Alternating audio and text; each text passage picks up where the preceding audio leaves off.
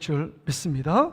오늘 본문의 말씀을 의지해서 로마서 강의 16번째 시간인데요. 자, 현재의 고난, 나타날 영광. 한번 따라 봅시다. 현재의 고난, 나타날 영광. 다시 한번요. 현재의 고난, 나타날 영광. 여러분은 오늘 제목처럼 고난에 집중하고 있습니까? 아니면 영광에 집중하고 있습니까? 현재의 고난에 갇혀 있는 사람은 영광을 바라볼 수 없습니다. 우리가 지금 이제 8월 달에 신앙 성장의 길 해서 8월 달 4주를 보내고 한 2달여 만에 우리 로마서를 다시 말씀을 보는데요. 다시 복음 앞으로, 다시 예수님 앞으로 나아가야 되는데 어떤 내용이었는가 잠시 다시 한번 우리 생각을 좀 더듬어 보세요. 다시 영적으로 되새김질 한번 해보세요. 우리가 예수 그리스도로 말미암아 예수님을 믿음으로 우리가 로마서 8장 1절에 보니까 우리 안에 정죄함이 없대요. 예수 그리스도를 믿는 자 안에는 이제 죄가 우리를 어떻게 할 수 없다라고 말씀하고 있습니다. 그 이유가 뭐냐면 생명의 성령의 법이 죄와 사망의 법에서 우리를 해방시켰대요. 자유롭게 했다는 것입니다. 그래서 성령의 법이 우리를 죄의 고통과 죄의 낙 안에서 우리를 구원해서 하나님의 자녀로 삼아주셨고 영생의 기쁨을 맛보게 해 놓았다라고 말씀하고 있는 것입니다. 다시 말해서 이제 예수 그리스도를 믿는 자는 이제 죄에서 구원을 받고 영원한 생명을 누리고 이제는 이 땅 가운데 믿음으로 살아갈 수 있도록 길을 열어놓았다라고 말씀하고 있습니다. 그것만이 아닙니다. 오늘 로마서 8장에 보면 우리에게 강력한 하나님의 놀라운 특권과 권세를 두 가지를 주셨다고 말합니다. 하나님의 자녀에게는 어떤 권세냐? 8장 15절에 보니까 하나님 아버지를 성령을 통해서 아빠 아버지라고, 예수 그리스도를 믿는 자들 안에 성령이 임하시는데 성령을 통해서 우리 이 창조주 하나님, 너무 무시무시한 하나님 같은 그 하나님, 우리와 멀리 떨어져 있는 것 같은 하나님이 우리의 아빠 아버지가 되셨다라고 말씀하고 있습니다. 한번 따라 봅시다. 하나님 아버지. 다시 한번요. 하나님 아버지. 이제 그 창조주 되신 그 전능하신 하나님을 우리가 아빠 아버지라 부를 수 있는 놀라운 특권과 권세를 누리게 되었다는 것입니다. 그러기에 우리가 고통과 괴로움의 문제가 있을 때마다 하나님 아빠 아버지를 부르며 하나님께 기도할 수 있는 자녀 권세를 우리가 갖게 되었다는 것입니다. 이게 첫 번째 하나님의 자녀됨의 권세고요. 또 두 번째는 여러분 8장 17절에 보니까 이제 예수님만이 하나님 나라의 상속자인지 알았는데 예수 그리스도를 믿는 모든 주의 백성들이 하나님의 상속자요 예수 그리스도와 함께 공동 상속자라고 고백하고 있는 것입니다. 그래서 로마서 8장 17절 말씀을 보세요. 자녀이면 또한 상속자 곧 하나님의 상속자요 그리스도와 함께한 상속자니 우리가 그와 함께 영광을 받게 될 것이다. 이렇게 말씀하고 있는 것입니다. 그렇습니다. 이제 결론적으로 예수 그리스도를 믿음으로 말미암아 우리가 죄사함을 받고 하나님의 자녀가 되고 영원한 영생을 누리고 이제는 하나님을 아빠 아버지라 부를 수 있는 특권과 이젠 하나님 나라를 소유할 수 있는 그 상속자의 권세를 누리게 되었다는 것입니다.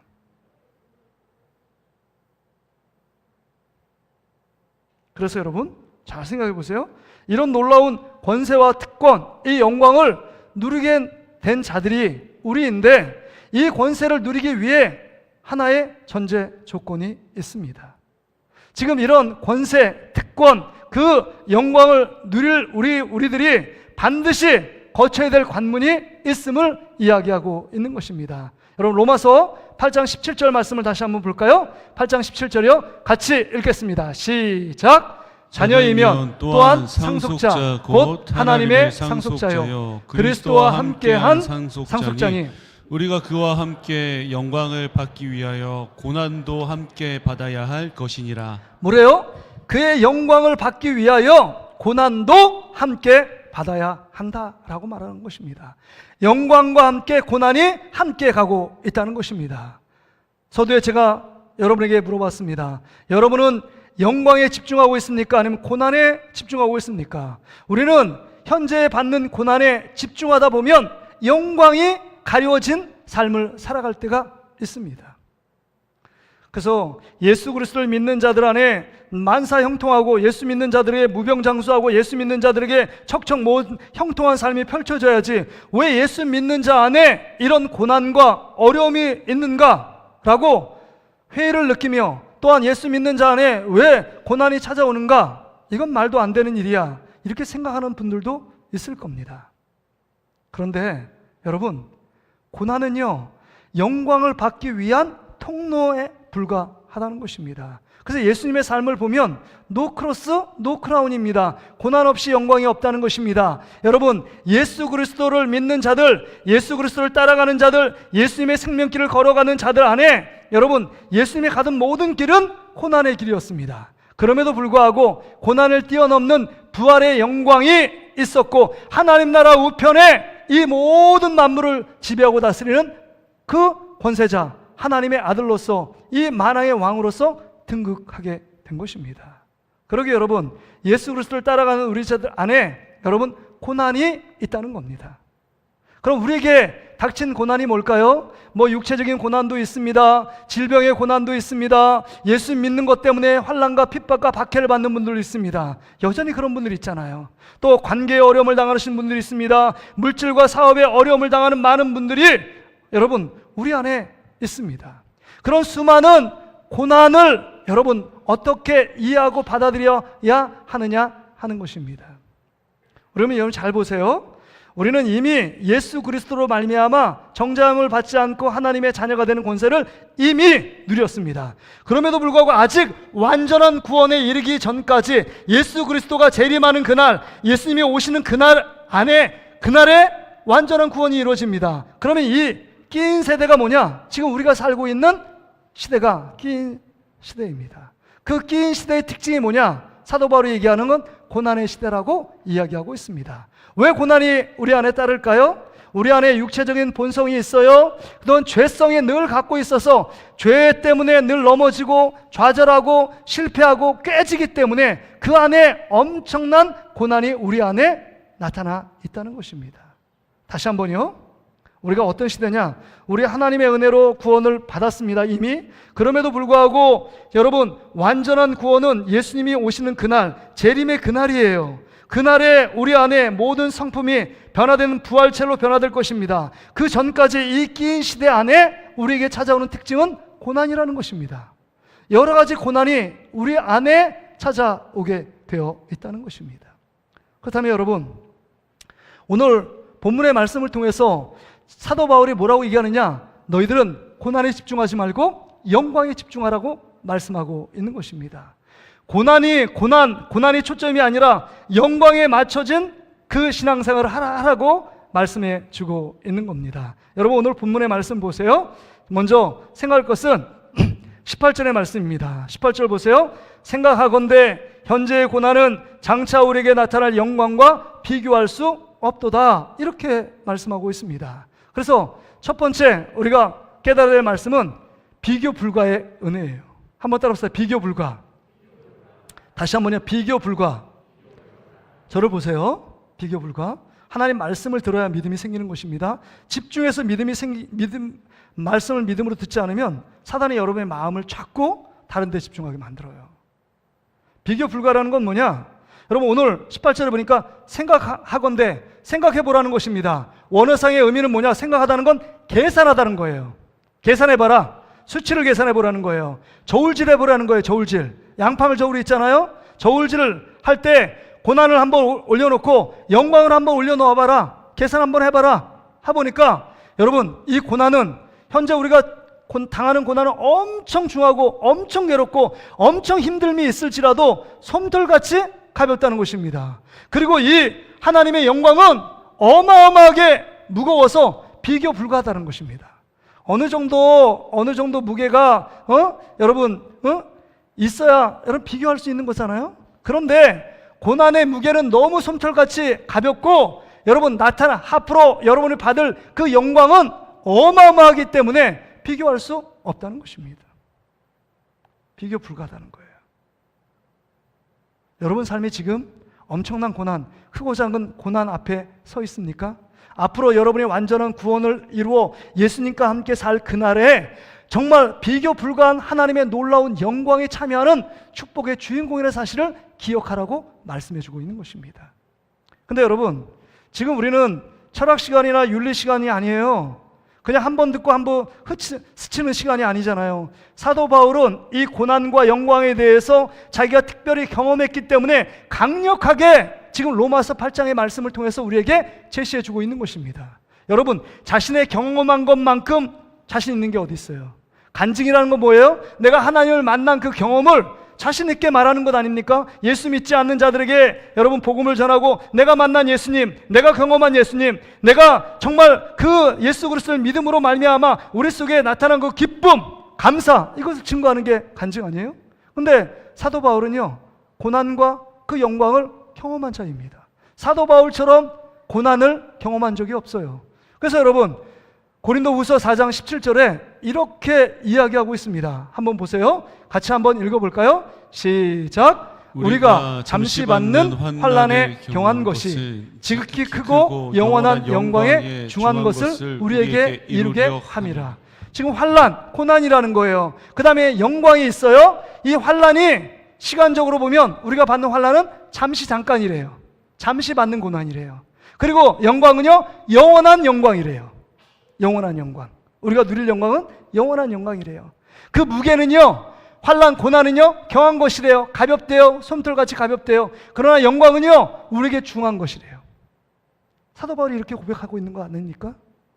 왜 이렇게 고백한다고 생각하십니까?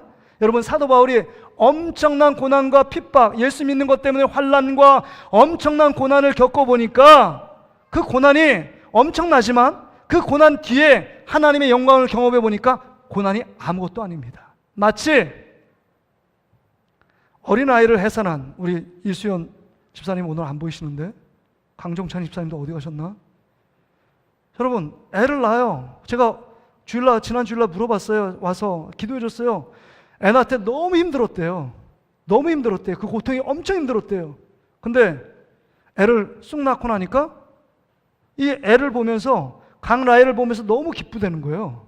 그러니까 여자들이 망각하는 거 아닙니까? 한 1, 2년 지나면 이거 애 낳을 때 그 아픔과 고통, 해산의 고통은 온데간데 없고 또 둘째를 승산하고 또 셋째를 낳는 겁니다. 그래서 첫째 낳을 때 난 전혀 안 납니다. 그런 사람이 좀 지나보니까 셋 안고 있어요. 이게 우리의 모습 아닙니까?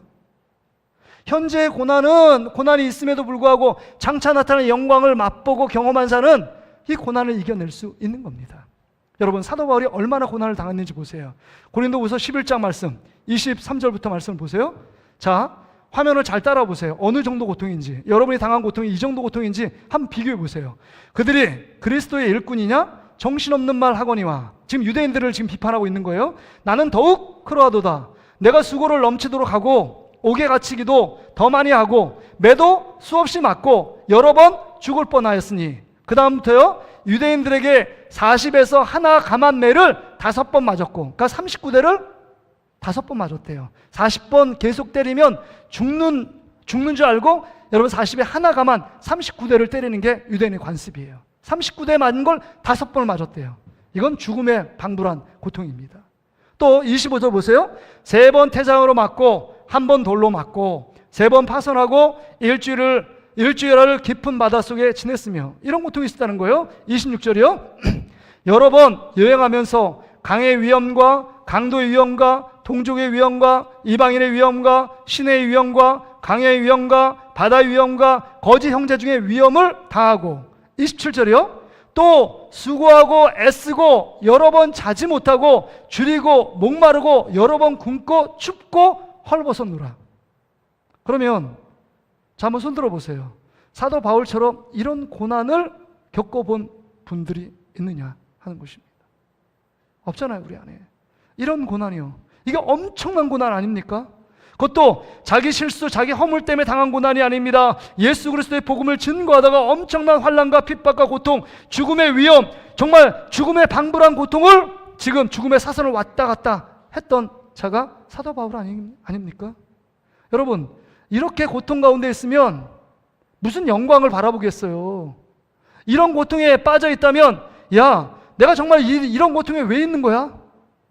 내가 예수 믿는다고, 예수 전한다고 이런 고통에 빠져 있고 이것에 고통에 갇혀 있을 이유가 뭐야? 라고 원망하고 불평할 듯하지만 그렇지 않았습니다.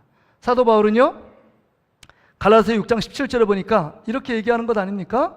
이후로는 누구든지 나를 괴롭게 하지 말라. 내가 내 몸에 예수의 흔적을 지니고 있대요. 정말 고난의 흔적, 젊은이들이 정말 어디 가서 돈 내고 타투 새기는 것처럼 그 안에 예수님 때문에 맞고, 그 다음에 굶주리고 춥고, 강도의 위험, 강의 위험, 바다의 위험, 동족의 위험, 그 위험들이 다 이 몸에 새겨져 있다는 것입니다. 마크, 흔적이 남아있대요. 근데 그 흔적은 예수의 흔적이다 라고 얘기합니다. 왜 이렇게 예수의 흔적, 고난을 저주하고 고난을 미워하고 고난 이거 겪지 않았으면 좋겠다라고 우리는 늘 생각하는데, 사도 바울은 그건 예수의 흔적에 불과해. 잠시 잠깐 받는 거야. 근데 나타날 영광은 좋게 비교할 수 없어. 이렇게 얘기하는 것입니다. 진짜 여러분, 사도 바울은요, 하나님 나라, 앞으로 가야 될 하나님 나라를 경험한 사람 아닙니까? 3층 하늘, 그 천상, 예수님이 계신 그 천상을 경험하고 나서 그 영광스러운 그 광채, 하나님의 임재의 모습을 경험하고 나서 자기가 겪은 고난은 아무것도 아니래요. 그건 솜털같이 가벼운 거라고 얘기해요. 이게 뭐냐면 11장의 고통의 이야기를 하잖아요. 고린도후서 11장의 12장을 보세요. 12장 1절부터 같이 한번 읽어볼까요? 시작. 무익하나마 내가 부득불 자랑하노니 주의 환상과 계시를 말하리라. 내가 그리스도 안에 있는 한 사람을 아노니 그는 14년 전에 첫째 하늘에 이끌려간 자라. 그가 몸 안에 있었는지 몸 밖에 있었는지 나는 모르거니와 하나님은 아시느니라. 내가 이런 사람을 아노니 그가 몸 안에 있었는지 몸 밖에 있었는지 나는 모르거니와 하나님은 아시느니라. 그가 낙원으로 이끌려가서 말로 표현할 수 없는 말을 들었으니 사람이 가히 이르지 못할 말이로다. 낙원, 천국에 이끌려가서 말로 표현할 수 없는 하나님의 영광의 광채를 보니까 지금 내가 겪고 있는 고난 아무것도 아니다. 잠시 잠깐의 경한 것, 그것이 환난이다. 그러나 영광은 영원한 영광이요, 하나님 표실에 엄청난 가치 있고 중요한 것임을 내가 깨달았다라고 말하는 것입니다. 여러분, 지금 여러분 가운데 크고 작은 고난 앞에 삶이 무너진 분들이 있습니까? 여러분, 오늘 말씀해 보세요.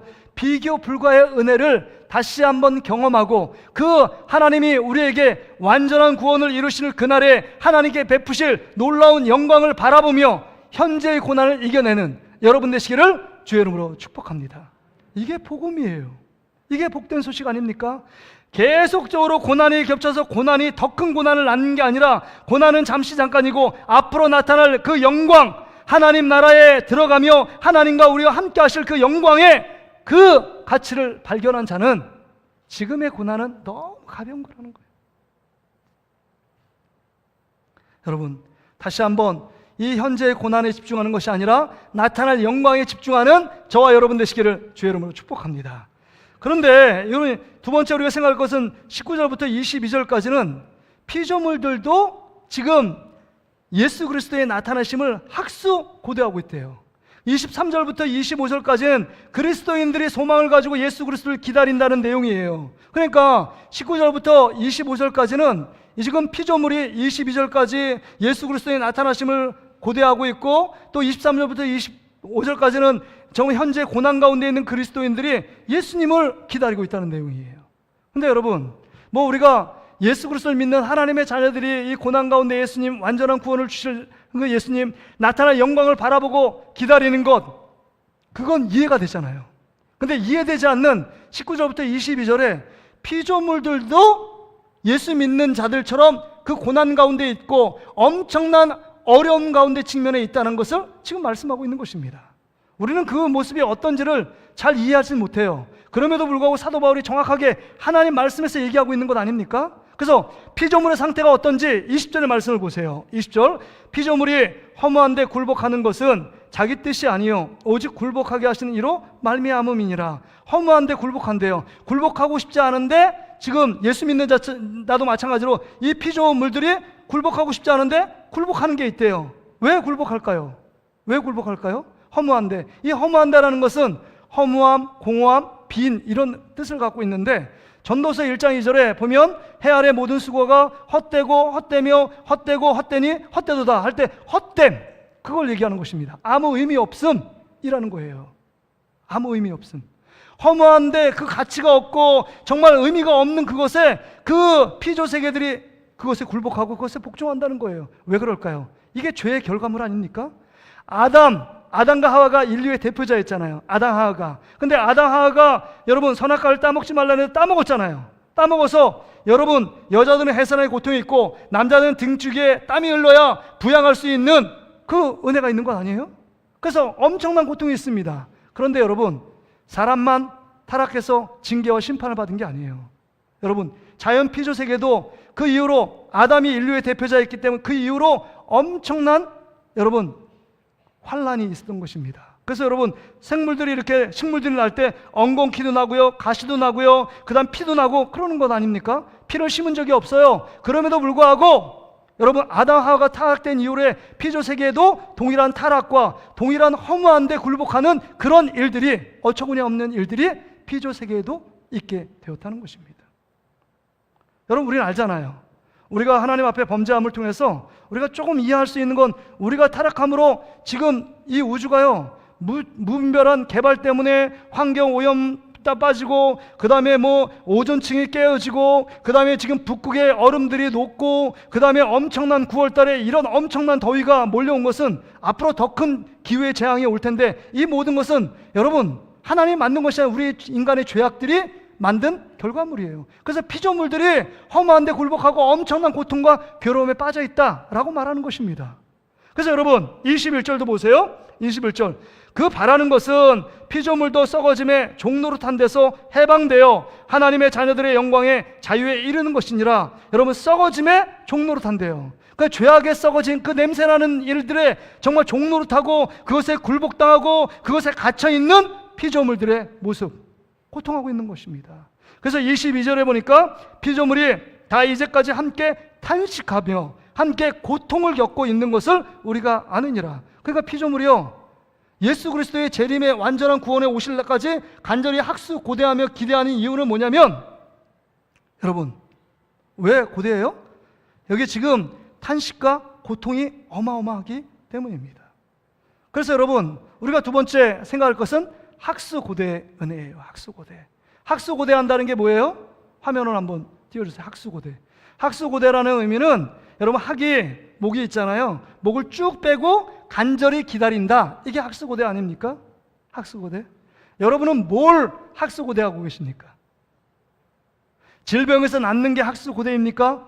또 여러분의 우리 학생들은 정말 공부 잘하는 것, 전교 1등하는 걸 학수고대하고 있습니까? 아니면 우리 성도들은 돈 다발을 그냥 대박을 터지는 것, 이걸 학수고대하고 있습니까?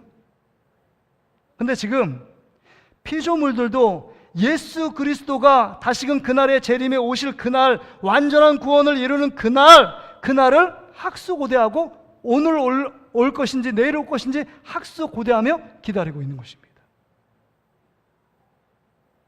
여러분 제가 군대에 있었는데 군대 특공대를 이렇게 가니까 너무 고통스럽더라고요. 너무 괴롭더라고요. 제가 뭐 특공대 오고 싶지 않았는데 제가 말이 이렇게 입방정이에요. 제가 가려면 특수부대 가야지. 이 말에 특수부대 간 거 아닙니까? 하나님 그렇게 하신 것 같아요. 근데 갔는데 거기는 저보다 다 키 큰 사람밖에 없고 뭐 차출돼가지고 뭐 훈련도 세고 막 그래요. 근데 진짜 군대 딱 들어가니까 너무 하고 싶지 않은 것도 해야 되고 하고 싶지 않은 말도 해야 되고 기상하고 싶지 않지만 6시면 기상해야 되고 10시면 잠자고 싶지 않아도 잠자야 되고 TV 보고 싶어도 TV 보지 못하고 뭐 영화 보고 싶어도 영화 보지 못해요. 그게 군대 생활 아닙니까? 근데 짜여진 틀 속에 훈련의 어떤 프로그램 속에 갇혀 있는 게 군인 생활 아니에요? 그래서 군인들의 학수고대는 뭐냐? 첫째, 정기 휴가예요. 정기 휴가날 그날만 바라보는 거예요. 첫 번째 정기 휴가날 내가 그날만 오면 내가 너무 좋겠다. 너무 고통스러우니까요. 너무 괴로우니까 눈치 보려 뭐 고참들이 막 줄줄이 있고 그다음 맨날 훈련해도 뭐 잘한다 못한다 막 하고 막 때리고 그다음에 머리 받고 시키고 막 이러니까 하루하루가 너무 지옥 같아요.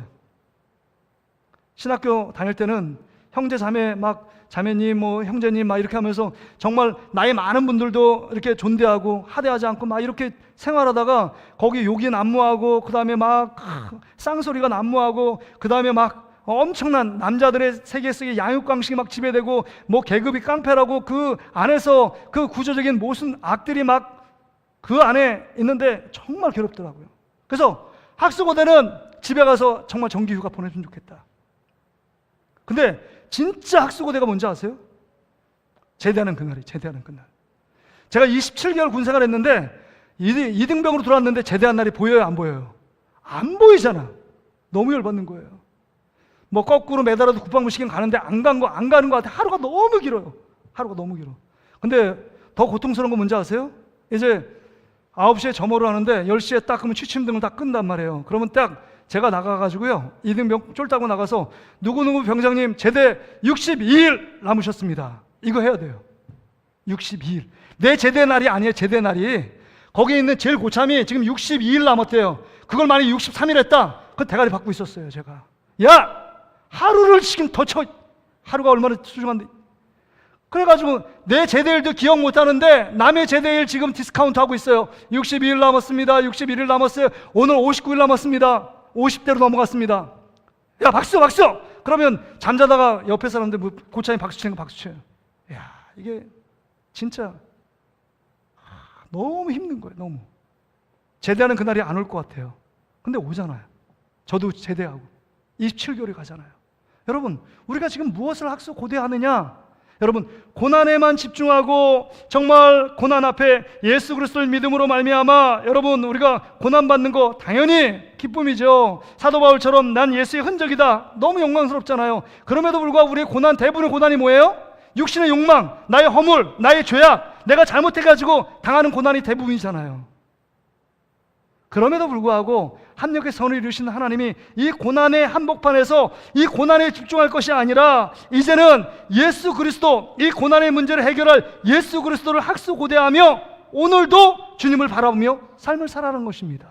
완전한 구원의 그날뿐만 아니라 오늘도 예수 그리스도를 내 삶 가운데 초대하고 예수님을 만나고 예수님과 함께 이 고난의 시기 가운데 동행하고 예수님을 따라간다면 우리의 이 고난이 고난으로 끝나지 않는다는 것입니다. 주님이 고난의 한복판에 오셔서 우리와 함께 아파하시고 함께 고통하시고 우리가 정말 힘들고 좌절하여 낭망할 때 우리를 업어서 여러분 정말 주님께서 원하시는 그 길을 가도록 만드시는 분이 주님이세요. 그러기에 우리가 목을 쭉 빼고 이 죄악 가운데 이 고난의 시기 가운데 살아가는 우리 현재 속에 예수 그리스도 그분을 학수고대하며 기다려야 한다는 것입니다. 매일의 삶 속에 주님이 나와 함께 계시지 않으면, 주님이 나의 손을 잡아주지 않으면, 주님이 나를 이끌어주지 않으면 나는 이 좌절과 고통과 신음 속에 나는 아무것도 할 수 없습니다 라고 주님 앞에 엎드려야 되는 겁니다. 바라기는 날마다 예수 그리스도를 학수고대하며 기다리는 여러분 되시기를 주의 이름으로 축복합니다. 슬기로운 다섯처럼요 기름을 준비하고 날마다 이때 올까 저때 올까 기다리는 슬기로운 다섯처럼 주님을 기다리는 것입니다. 마라나타의 신앙입니다. 주 예수여 오시옵소서, 주 예수여 어서 오시옵소서. 주님을 기다릴 때 여러분 피조물, 완전한 구원에 이르는 그 주님이 오시는 그날에 피조물뿐만 아니라 우리들도 여러분 우리들도 그날에 하나님의 나타난 영광에 참여하게 된다는 것입니다. 근데 여러분 여기서 한 가지 우리가 주목해야 될 말씀이 있어요. 22절에 보니까 피조물이 다 이제까지 함께 탄식한대요. 탄식과 고통한대요. 예수님 오기 전까지 피조물들도 어떤 고통이 구체적으로 어떤 고통이 있는지 몰라도 피조 세계 동물들뿐만 아니라 정말 하나님의 사람 외에 많은 피조 세계의 그 생명체들이 고통과 탄식이 있대요. 죄 때문에요. 우리가 지은 아담 하와가 지은 죄 때문에 고통과 괴로움을 함께 당하고 있대요. 근데 중요한 것은 23절입니다. 여러분 23절 말씀 보세요. 같이 한번 읽어볼까요? 시작. 그뿐 아니라 또한 우리 곧 성령의 처음 익은 열매를 받은 우리까지도 속으로 탄식하여 양자에 된 것 곧 우리 몸의 속량을 기다리느니라. 여러분 탄식한데 처음 익은 열매 곧 우리가 구원받은 우리까지도 속으로 탄식한대요. 양자 될 것, 앞으로 완전한 양자 될 하나님의 자녀가 될 나를 바라보며 그 가운데 낀 우리들의 삶이 탄식이 있어야 된다는 거예요. 죄악을 지면 탄식이 있어야 된다는 거예요. 내가 원하지 않는 죄를 지었어요. 다른 사람을 사랑하고 싶은데 계속적으로 미워지고 증오하는 마음이 들어요. 이런 마음이 들 때 우리 탄식해야 합니다. 그 마음 들 때 우린 절망해야 된다는 거예요. 왜 나 이런 거 아닌데, 나 이렇게 살고 싶지 않은데 자꾸 죄를 짓는 거예요. 그 죄를 짓는 나의 모습 보며 미워하고, 죄를 짓는 나의 모습 보며 싫어야 합니다. 죄를 짓는 나의 모습 보며 이거에 대해 탄식하고 그것 때문에 결단하지 않는다면 우리는요, 늘 죄 짓는 게 당연하고, 죄 짓는 게 기분이 좋고, 죄 짓는 게 정말 옷에 딱 맞는 옷을 입는 것처럼 정말 부드럽게 내 삶을 인도해 간다면 그것은 잘못된 것입니다. 죄를 지을 때 탄식이 있어야 돼요. 탄식이 있어야 돼요. 나 이렇게 살면 안 되는데, 주님이 기뻐하지 않는 모습인데, 탄식과 낙심과 절망이 있을 때, 그때 계속적으로 나의 힘, 죄악을 이길 힘은 나의 능력, 나의 지혜가 아니라 오직 예수 그리스도가 나와 함께 계시고 그리스도의 십자가를 바라볼 때만이 구원을 얻게 되는구나, 그걸 깨닫게 됩니다. 이렇게 탄식이 깊으면 깊을수록 예수를 더욱더 가까이 학수고대해요. 그러나 죄악을 짓는 것을 물맛이 짓고, 죄악 짓는 거 이상히 여기지 않고, 죄악 짓는 거 당연하다고 생각하는 사람들은 주님을 기다리지 않습니다. 간절함이 없어요. 학수고대, 예수님 오시지 마, 더 나의 편하게 삶을 살아가고 있어, 죄 더 짓고 난 다음에 예수님 오셨으면 좋겠어, 이렇게 생각한다는 거예요.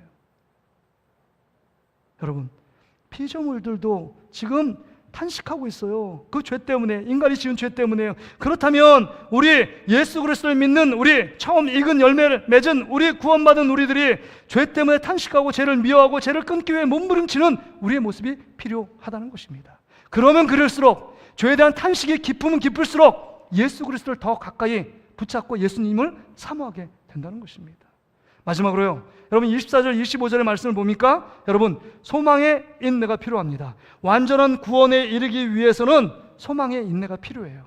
그래서 여러분, 데살로니가 교회가 칭찬받는 교회였잖아요. 왜 그 교회가 칭찬받았어요?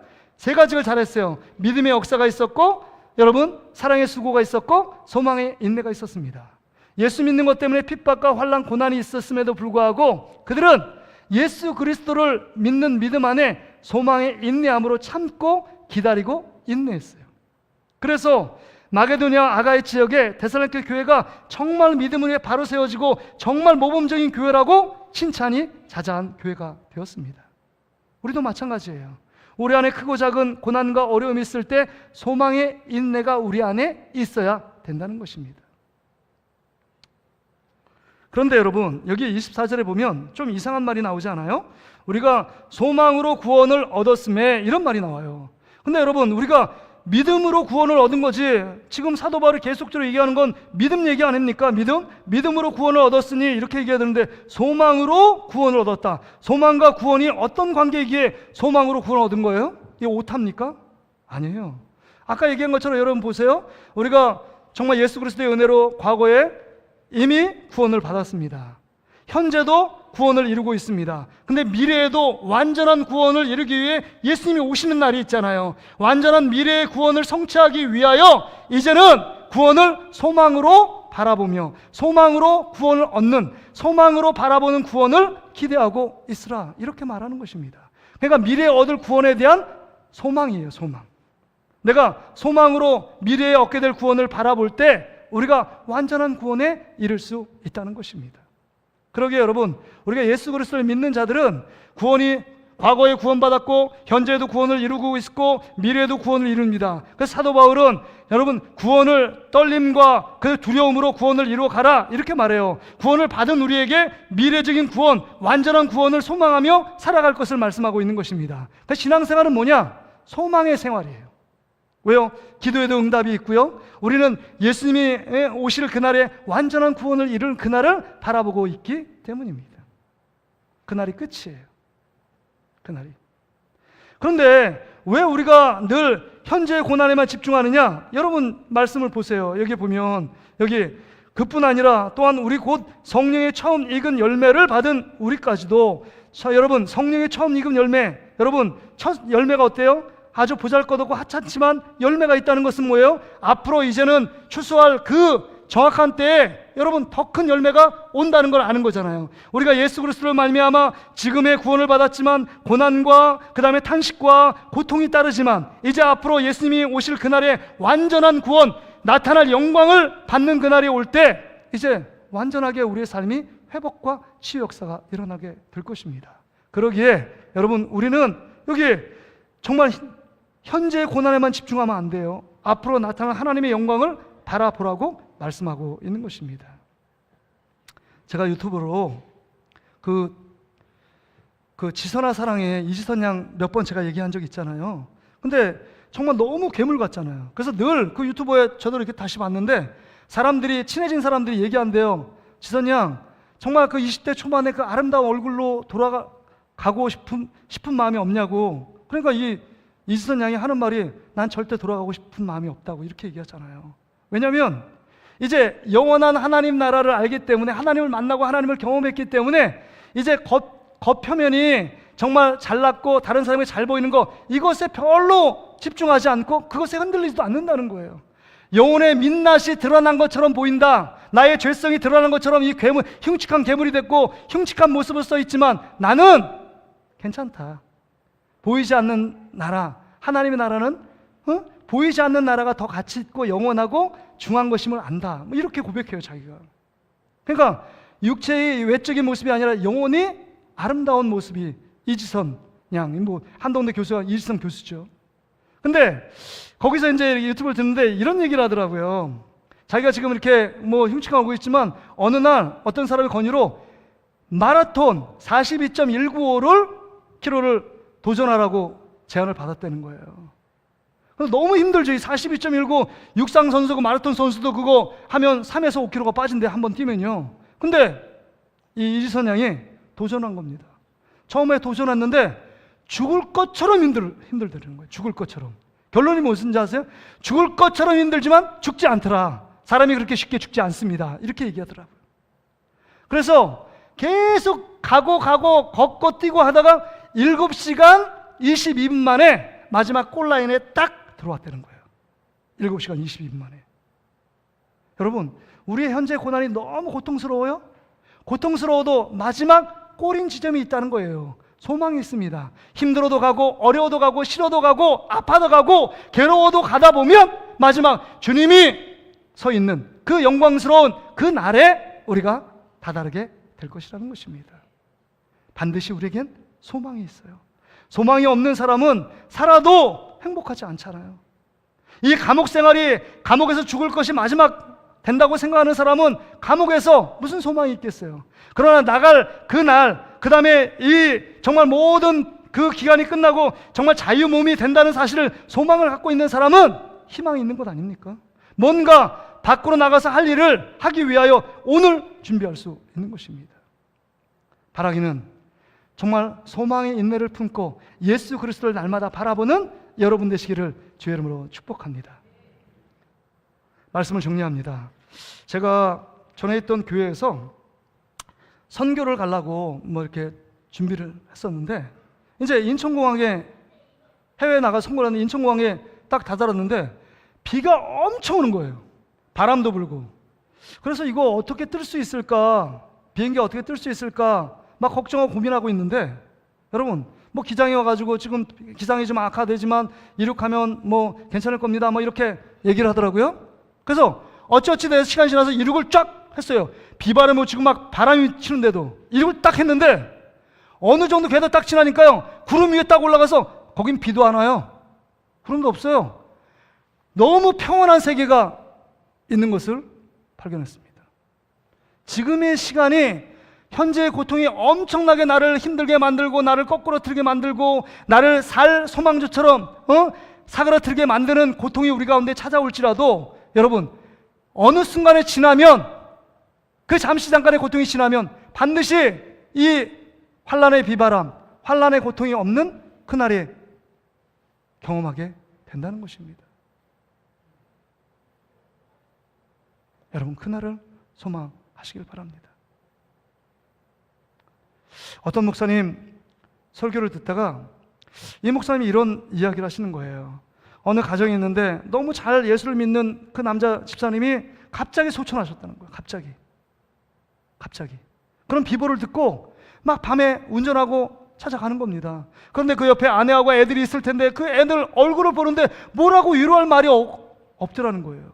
그래서 차를 막 타면서 기도하는데 하나님 문득 주는 생각이 드는 거예요. 그 아빠가 예수님 잘 믿어 있는데 그러면 시신은 안치실에 있지만 그 영혼은 하나님 품에 안겨 있을 텐데 그러면 내가 지금 아빠를 대신해서 지금 슬픔과 고통 가운데 오열하고 있는 그 아내와 자녀들에게 무슨 말씀을 할까 할 때 그 하나님 품에 안에 있는 그 집사님, 그 아빠가 나한테 뭐라고 대신해서 전해 줄까라고 생각하니까 이렇게 전해 줄 마음이 들더래요. 야, 너무 슬퍼하지 마. 나 하나님 품에 있어. 너무 슬퍼하지 마. 나 하나님 품에 있어. 이 말을 전해줘야 되지 않겠느냐. 그래서 가가지고 그 말을 전했다는 거예요. 여러분, 우리의 관점으로 이 세상을 바라보면 늘 고통과 괴로움이 있습니다. 그러나 하나님의 관점으로 바라보면 그것은요, 하나님이 우리를 사랑해서 지금까지 끝까지 붙들고 있다면 여러분, 우리에겐 소망이 있고 우리에겐 하나님 나라가 기다리고 있는 줄 믿습니다. 그런 의미에서 지금 여러분, 우리 가운데 아직도 예수 그리스도를 믿지 않고 고통받고 있는 이들, 여러분 하나님의 자녀가 되지 못하여 세상 가운데 낙을 누리며 살아가고 있는 그들, 그거 어떻게 방치하고 내버려 두시겠습니까? 그들을 예수께로 인도하는 것이 우리의 사명이고 우리가 그 일들을 해야 함을 말씀해 주고 있는 것입니다. 왜 우리가 먼저 구원을 받은 하나님의 자녀가 되었을까요? 여러분, 앞으로 그 사망과 고통 가운데 정말 소망 없이 살아가는 그들에게 예수의 생명을 전해주라고 우리가 먼저 예수 그리스도를 믿고 하나님의 자녀로 불러주신 것입니다. 우리도 마찬가지잖아요. 우리도 고통이 있고 괴로움이 있고 또 작은 문제 앞에서 싸움도 하고 시기도 하고 질투도 하고 갈등하고 하지 말아야 될 말에서 다른 사람에게 상처를 주고 상처도 받고 이런 게 우리 안에 삶에 막 번복이 되고 구성되고 있어요. 그럼에도 불구하고 우리 예수 그리스도를 믿는 자들은 성령의 첫 열매처럼 성령을 의지하며 예수 그리스도를 날마다 학수고대하며 소망의 인내를 품고 주님께 살아가면 어느 순간에 우리가 가는 길 가운데 주님이 계시는 그 주님 앞에 딱 서 있는 우리 자신을 발견하게 된다는 것입니다. 저희 장모님이 이번에도 추석인데 갑자기 정신을 잃으셔가지고 119 차를 타고 고대병원 응급실에 갔습니다. 1박 2일 지나서 이제 조금 정신이 드셨는데 병원에 입원할 수 없어 다른 2차 병원으로 이동을 했는데 우리 인생이 잠깐 아니겠어요? 중환자실에 있다가 그저께인가 어젠가 그래서 일반 병실로 옮겼는데 삶이 잠깐이에요. 잠깐 정신 놓으면 주님 만나는 것입니다. 여러분, 우리가 이 땅 가운데 살아갈 때 진짜 의미 있고 가치 있는 일이 뭔가 생각해 보세요. 비교 불가인 하나님 나라가 여러분 가운데 기다리고 있다는 사실을 기억하십시오. 이제 예수 그리스도를 학수고대하며 날마다 살아가. 그 주님 붙잡고 살아가요. 여러분, 주님 외에 다른 것을 붙잡으면 그 다른 거, 그 붙잡은 것 때문에 우리가 고통받고 그것이 우리의 가시가 됩니다. 이거 붙잡으면 행복할 것 같지만 여러분을 더 고통스럽게 만드는 도구가 될 수 있습니다. 이제 예수 그리스도를 바라보는 소망의 인내를 품고 나아가는 여러분 되시기를 주의 이름으로 축복합니다.